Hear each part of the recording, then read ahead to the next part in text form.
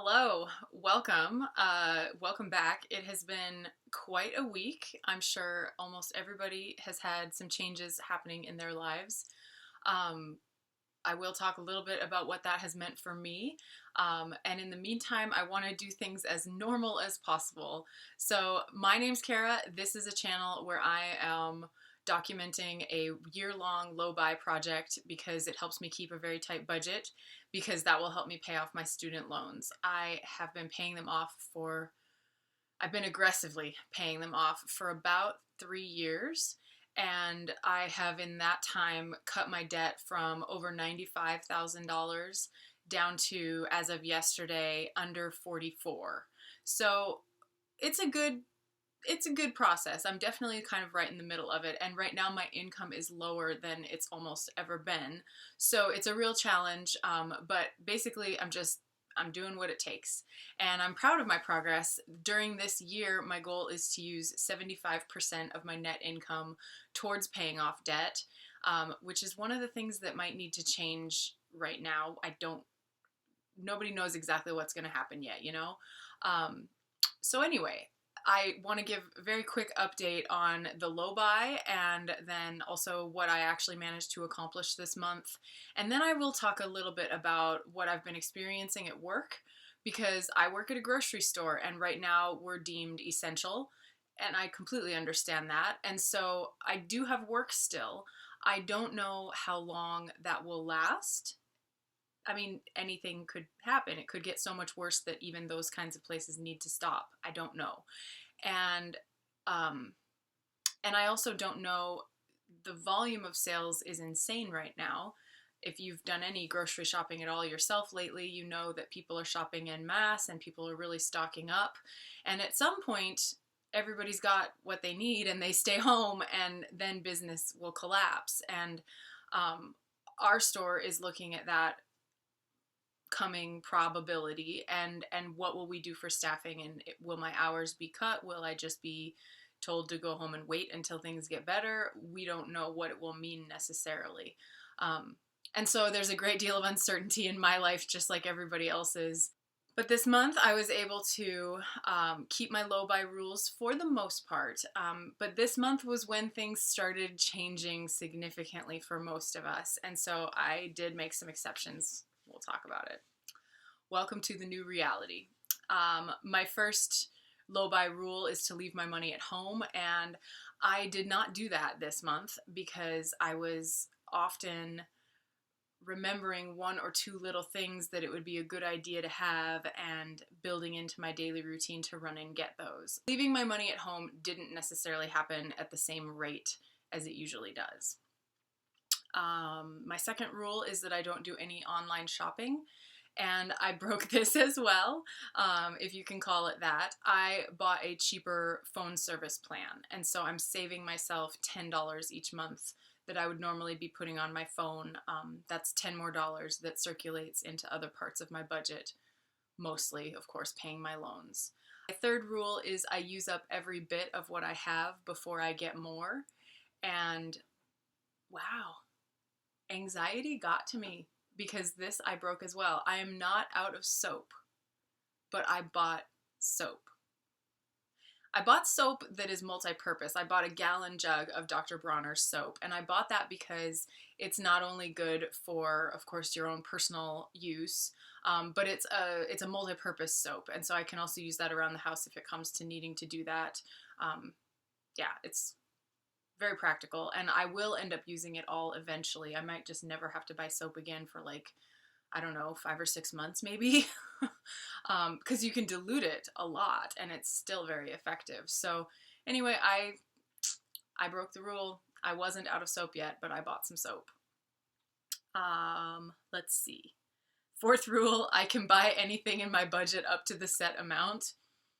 Well, we've already seen that I bought soap before I was ready for it, so that exceeded the set. Yeah, the budget has definitely been stretched, and justifications have been made on several occasions this month. The fifth rule, I can go to the doctor or dentist or eye doctor, whatever I might need to do, and I'm allowed to get a prescription if I need one. Well, this is really good news, and especially at a time like this where we want to lessen our demands on healthcare systems if you can at all. I did not need to go to the doctor this month again, which is great.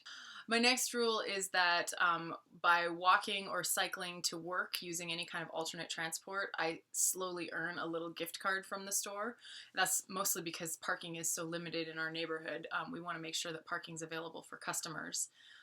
So anyway, I walk to work every day, and I haven't earned a punch card yet. But at any rate, when I get that $10, what I plan on doing is actually buying some seeds. Not because I'm terrified of running out of food, but because our yard is finally out from under the snow and it looks like hell. And so I want to buy some flower seeds and a few other things and get some greenery going in the backyard.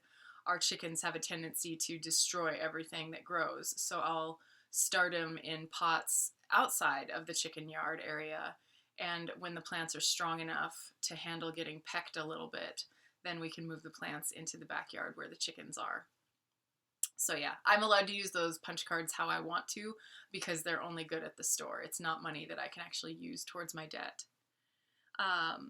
My final rule is that I can spend I can spend cash that I earn from my side gigs once I'm at least 2 months ahead on rent. And this is causing me some anxiety because all of my side gigs for the next 2 months are evaporated. I do some cleaning for elderly people in my neighborhood, a few different families, and because I work at a store and I am just unavoidably exposed to a lot of people, I am not going into anyone else's home. I'm just not. I'm not visiting my family, which has really changed my week. I'm not going to my church, even though we've officially disbanded and nobody's meeting for the foreseeable future. I'm not going to visit any friends. I'm just going to work and coming home, and that's it. And I'm doing my best to sanitize myself as soon as I come home to protect my housemate. So anyway, I'm not going into anyone else's house to clean or to dog sit or anything else. And so I'm anxious because it wasn't a huge part of my income, but it was generally at least covering my rent every month. And now both my wages are a little uncertain going forward, and there's no side gigs, and so it will be interesting to see what kind of shape my budget needs to take in the coming months. Yeah, these are different times, and I know I'm not the only one experiencing a lot of uncertainty. This month, I hope it wasn't a mistake, but I did make a debt payment as I normally would. I made that payment a couple days ago. I hope it wasn't a mistake, and at the same time, I'm glad that I did it, and now moving forward, I can adjust my plans as necessary based on the possible shrinking income that I have and the possibility or not possibility of outside help. I paid $1,325 onto my debts this month, and that represented, it was 68% of my net income. So still a nice swing at the debt, a good amount of my income used, but I was using more of my income for other things like that gallon of soap and just a little bit of extra running and finding supplies. It cut into what I was able to pay. So only 68%. And okay, I mean, I can live with that. I realize that having a goal for 2020 of using 75% of my net income towards my debt, that was ambitious. That was ambitious even when I did have a lot more control over what's going to happen in my life. It is right now at filming, it's Monday, and I always film on Monday and post on Thursday. So by the time this is posted, I might know more, but right now Congress is in gridlock and there's no decision made about what kind of help might come to the people of the United States and whether that help will be more effective depending on your financial and social status or not. I have low expectations. I have very low expectations that it will actually be helpful to me personally. I have hopes that it will work for more normal people, and I have hopes that it will work for small businesses. Um, but my expectations are set quite low. Say that there is some kind of help available. If it is a one-time check, I would just save it if I even get one.